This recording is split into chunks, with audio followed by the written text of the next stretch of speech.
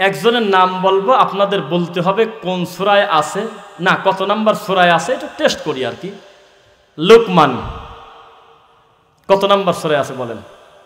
31 number সূরা। কত number সূরা? 31 number সূরা। তার নামে একটা সূরা আমার আল্লাহ কোরআনে দিয়েছে, তার সিরিয়াল সংখ্যা হলো 31, 114টা সূরার ভিতরে। এই লোকমান কি নবী না নবী না, এই ব্যাপারে আপনারা বলেন তো, সিদ্ধান্ত দেন তো দেখি। দুই গ্রুপ, কোন গ্রুপকে আমি দোষারোপ করব না, কারণ দুই গ্রুপেরই পক্ষে বিপক্ষে ইজতিহাদ আছে। কেউ বলেছে লোকমান একজন নবী, তবে কোন জামানার নবী এটা আমার আল্লাহ ভালো জানে, তিনি নবী। আর কেউ বলেছে না, আও আবদান সালিহান, তিনি আল্লাহর একজন নেক বান্দা, তিনি নবী না। তো তার নাম কোরআনে জায়গা পাইল তার বাপ বেটার কিছু কথা বলার কারণে। সে কথা কি? ইয়া বুনাইয়া, হে আমার সোনা ছেলে, হে আমার কলিজার টুকরা, হে আমার বৎস, লা তুশরিক বিল্লাহ, খবরদার আল্লাহর সাথে শরীক করো না। ইন্না শিরকা লা যুলমুন আযীম, শিরিক হলো সবচাইতে বড় জুলুম। আছে নাকি কথা কোরআনে? কেন? চুরি করা কোনো অন্যায় না? পিতামাতাকে কষ্ট দেওয়া অন্যায় না? কি বলতেছেন অন্যায়? পৃথিবীর মহাপাপের প্রথম সিরিয়ালের 1 নাম্বার, 2 নাম্বার, 3 নাম্বারের ভিতরে মা আর বাপকে কষ্ট দেওয়া আছে না নাই? এত বড় পাপের কথা বাপ হয়ে ছেলেকে প্রথমে বলতেছে না। মিথ্যা কথা বলা বিশাল পাপ, এখনো সে বলে নাই, প্রথমেই বলতেছে লা তুশরিক বিল্লাহ, খবরদার আল্লাহর সাথে শরীক করো না। এইবার এমন একটা সাহাবীর ঘটনা বলবো, বলার পর আমার মনে হয় প্রত্যেকে আমার দিকে দৃষ্টি দিবেন শুধু এই বিশেষ ঘটনা শোনার কারণে। এরপরে আমরা খুব একটা লম্বা কথা না বাড়িয়ে আমরা বক্তব্যের ইতি টানবো। আল্লাহ তৌফিক দিক, বলেন আল্লাহুম্মা আমিন। আর একটা তাকবীর দিয়ে আপনারা জীবিত আছেন কিনা দেখি। লিল্লাহি তাকবীর, লিল্লাহি তাকবীর। আল্লাহ কবুল করুক, বলেন আমিন। আচ্ছা, এবার শোনেন, সাহাবীর নাম হলো আব্দুল্লাহ ইবনে মাসউদ রাদিয়াল্লাহু আনহু। যারা যারা নাম শুনেছেন দেখেন তো, তাকান, খুব পরিচিত সাহাবী আব্দুল্লাহ ইবনে মাসউদ রাদিয়াল্লাহু আনহু। তার একটা নীতি ছিল যে বাইরে থেকে যখন বাড়িতে ঢুকতো তখন বলতো আর এরকম থুতু মারত, শব্দ করত। শব্দ করার কারণে তার ভিতরে যে মেয়ে ছেলে পেলে আছে তারা বুঝতে পারতো এখন আমার স্বামী বাড়িতে আসছে, আমার বাপ বাড়িতে আসছে। এই কাজ তিনি করতেন। একদিন জয়নাব, মানে তার স্ত্রীর নাম হলো জয়নাব, তার স্ত্রী জয়নাব বলতেছে আমার স্বামী একদিন বলতেছে থুতু দিলেন, সালাম দিলেন। আমি তখন বুঝে ফেললাম আমার স্বামী বাড়িতে আসছে, কিন্তু এটা আশ্চর্য ঘটনা ঘটে গেছে। আমার বাড়িতে তখন একটা বৃদ্ধ মহিলা কবিরাজ আছে। ওই কবিরাজ আমার ঝাড়তে আসছে, ওই মহিলা। তখন আমি স্বামীর ভয়ে করছে কি, ওই মহিলাকে আমি চোখের নিচে দিয়ে দিয়েছি। শুনতেছেন নাকি? আমার ভাষা কি বোঝেন? ওই মহিলাকে ঠেলে খাটের নিচে দিয়ে দিয়েছে। তারপরে বাসায় ঢুকলো আব্দুল্লাহ ইবনে মাসউদ রাদিয়াল্লাহু আনহু।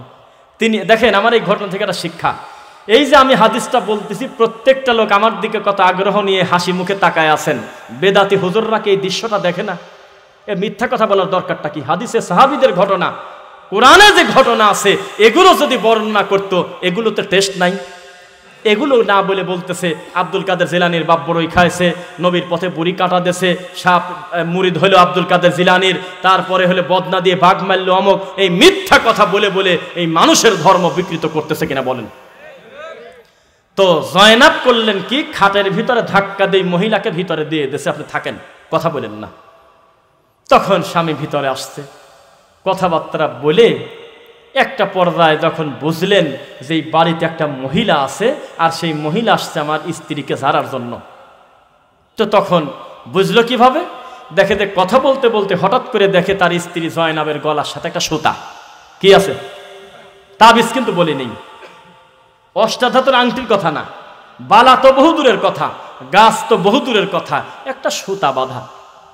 তো তখন বলতেছে স্বামী আব্দুল্লাহ ইবনে মাসউদ রাদিয়াল্লাহু আনহু, লিমান হাজা, আচ্ছা তোমার গলায় এটা কি, এটা কেন? তো তখন বলতেছে যে আপনার কাছে মিথ্যা কথা বলবো না, কোনো কুফরি কালামও না, কোনো শিরিকিও না। এই যে মহিলা উনি হলো কোরআন মাজিদের আয়াত পড়ে, হাদিসের দোয়া পড়ে, ভালো ভালো জিনিস পড়ে আমার গলায় ফুঁ দেছে, আমার গায়ে এই সুতাতে ফুঁ দেছে, খারাপ কিছু না। বোঝা যাচ্ছে না? যেমন কষ্ট মষ্ট করে যদি একবার কোনো একটা তাবিজের ব্যাপারীকে আমরা ধরে ফেলি আর বলি এইটা দিছেন কি কামে, কয় যে খারাপ কি, এর ভিতরে তো কোরআনের আয়াতই দিছি, বলে না মনে হয় না? তা আমরা কি বলছি যে এর ভিতরে তুমি ছাই ভরে দিছো, নারকেল দিছো? তা তো বলিও নাই। তুমি কোরআনের আয়াতটা প্যাকেট করে কাটি এর ভিতরে দিলা কেন? এটা তো বেজ্জিত করা, এটা তো শিরক। তো বলতেছে আমি তো তাবিজ নেই নাই, আমি তো নিয়েছি সুতা, এই সুতাতে কোরআন পড়ে পড়ে ফুঁ দেশে হলে এই মহিলা। শুনতেছেন না কিনা বাদ দেব? মাশাআল্লাহ। তো তখন আব্দুল্লাহ ইবনে মাসউদ রাদিয়াল্লাহু আনহুর আর কোনো কথাই শোনে নাই। আপনি হলে বহু কিছু পেঁচাইতেন, সহজে মানতেন না। টান দিয়ে স্ত্রীর গলা থেকে সুতা টানি ছিঁড়ে ফেলায় বলতেছে, হে আল্লাহ, এই মুহূর্তে আব্দুল্লাহ ইবনে মাসউদ, আমি আব্দুল্লাহর বাড়িটা শিরিক মুক্ত করলাম। সুবহানাল্লাহ। অথচ এত বড় শিরিক হলে আমাদের দেশে বহু মানুষের কামাই রুজির খাত, সত্য না মিথ্যা, খুলে ফেলল, সঙ্গে সঙ্গে খুলে ফেলল। আর তিনি বললেন সরাসরি তার স্ত্রীকে, শোনো, কেউ যদি কোনো কিছু লটকায় শরীরে মঙ্গলের আশায়, তাহলে সেটার উপরেই তাকে ছেড়ে দেওয়া হয়, এটা হলো শিরক। বুঝতেছেন না মনে হয়? এবার আমার দিকে তাকান। মুহাম্মদুর রাসূলুল্লাহ সাল্লাল্লাহু আলাইহি ওয়াসাল্লাম, আব্দুল্লাহ ইবনে মাসউদ যে কত বড় মাপের একজন হাদিস বিশারদ, এটা আর একটা কথা বলি, তারপর বলি।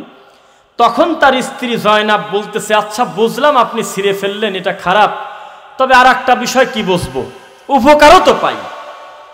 বোঝেন না কথা? উপকারও তো পাই। কিভাবে?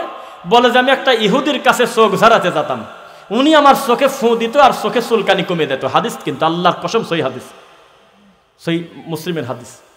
বলতেছে যে উপকারও তো হয়, এটার কি ব্যাখ্যা দিবেন স্বামী? আমার চোখে খালি চুলকায়, চোখ একেবারে মনে হচ্ছে কেটে ফেলতেছে, যেই ওই ইহুদি ফুঁ দেয় সঙ্গে সঙ্গে আমার চোখটা ভালো হয়ে যায়। এটার ব্যাখ্যা কি? আব্দুল্লাহ ইবনে মাসউদ ব্যাখ্যা দিচ্ছে, শয়তান হলো নিজের হাত দিয়ে তোমার চোখের মধ্যে চুলকা দিচ্ছে, খালি নিজের হাত দিয়ে খামসায় এভাবে চুলকায়, যেই ওই ইহুদি তোমার চোখে ফুঁ দেয়, শয়তান তখন চুলকানো বন্ধ করে দেয়। এটাই হলো মূল গুরু রহস্য। বোঝা যাচ্ছে নাকি? তাহলে পীরের মুরিদ হয় কে?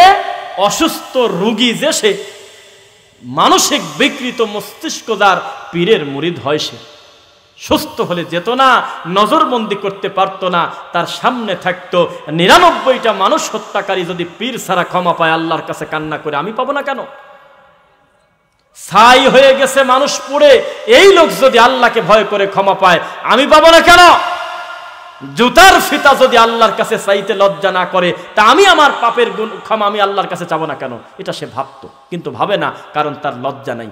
তার সামনে একটা নজরবন্দি করে পীর চোখে পর্দা ফেলায় দিয়েছে। কথা সত্য না মিথ্যা? আল্লাহর নবী সাল্লাল্লাহু আলাইহি ওয়াসাল্লাম বলতেছে, বিচারের মাঠে অন্যান্য নবীর উম্মতকে আমার সামনে পেশ করা হবে। শুনতেছেন না?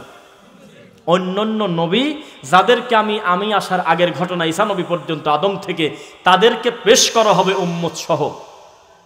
আমি দেখব এমন নবী হেঁটে যাচ্ছে যার একজন মাত্র অনুসারী, একজন মাত্র উম্মত, আর সে নবী হেঁটে চলে যাচ্ছে। আমি তাকায় থাকবার বলবো, হারে, একটা নবী হয়ে মাত্র একজন, দেখো তার সাথে যাচ্ছে, আর কেউ তাকে মেনে নেয় নাই। আবার আমি দেখব আরো কিছু নবী আমার সামনে দিয়ে যাবে, যাদের উম্মতের সংখ্যা সে সহ 3 জন। কয়জন? আবার আমি তাকায় দেখব ছোট একটা দল নিয়ে চলে যাচ্ছে।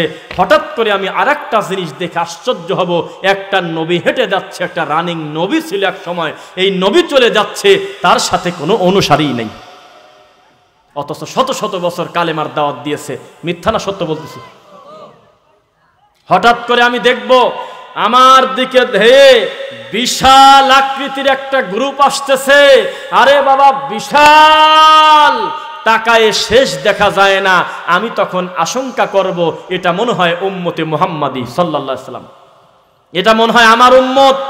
তখন আমাকে বলা হবে, এটা আপনার ভুল হয়েছে, এটা আপনার উম্মত না, এটা হলো মুসা নবীর উম্মত এবং মুসা নবীর গ্রুপ। তখন আবার আমি একটু পরে দেখব আর একটা গ্রুপ আমার দিকে আসতেছে, যেই গ্রুপটার আকৃতি বিশাল, পূর্ব দেখা যায়, পশ্চিম দেখা যায় না, উত্তর দেখা যায়, দক্ষিণ দেখা যায় না, একেবারে যত দূর চোখ যায় শুধু মানুষ আর মানুষ। তখন আমি মনে করব এইটা আবার কে? তখন আমাকে বলা হবে এটা হলো আপনার উম্মত। বিচারের মাঠে আমি মুহাম্মদ সাল্লাল্লাহু আলাইহি ওয়াসাল্লাম যত উম্মত নিয়ে উপস্থিত হব, আর কোন নবী এত উম্মত নিয়ে উপস্থিত হতে পারবে না। এটা কি খুশির খবর না দুঃখের খবর? খুশির খবর না দুঃখের খবর? আর একটা খুশির খবর বলে আলোচনার ইতি টানার চেষ্টা করব, মানুষকে কষ্ট না দিয়ে। সেটা কি? আল্লাহর নবী বলতেছে, হিসাব নিকাশ পরে, হিসাব ছাড়া, আলোচনা ছাড়া, ডাইরেক্ট বিনা হিসাবে আমার উম্মতের ৭০,০০০ উম্মত আমি হিসাব ছাড়াকে পার করে দেব। আগে তারা জান্নাতে চলে যাবে, মানে আল্লাহ দিবে আর কি। তখন হঠাৎ করে আবার আরেকটা রাওয়ায়াতে নবী সাল্লাল্লাহু আলাইহি ওয়াসাল্লাম বলেছে, প্রত্যেক ৭০,০০০-এর সাথে, প্রত্যেক ৭০,০০০-এর সাথে, প্রত্যেক হাজারের সাথে আরো ৭০,০০০। হিসাব করলে, ক্যালকুলেট করে কত কোটি হয় কেউ কি জানেন? জানেন? 490 কোটি। কত হয়? 490 কোটি মানুষকে হিসাব ছাড়া আল্লাহ সুবহানাহু ওয়া তাআলা পার করে দেবেন আগে। মানে বর্তমান যদি 250 কোটি থাকে, প্রায় আরো এইরকম 250 কোটি মুসলিম হলে, এক জায়গা করলে যত মুসলিম হয় তত মুসলিমকে আল্লাহ বিনা হিসাবে দেবে। তাদের একটা কারণে, তারা হলো শিরক করে নাই, আর তারা কোনো কল্যাণ অকল্যাণ ও অশুভ লক্ষণ মনে করে নাই কোনো কিছু দেখে। তারা বলেছে বিয়াদিকাল খৈর, কল্যাণ হয় একমাত্র আল্লাহর কাছে। কার কাছে? কল্যাণ কার হাতে? আল্লাহর হাতে।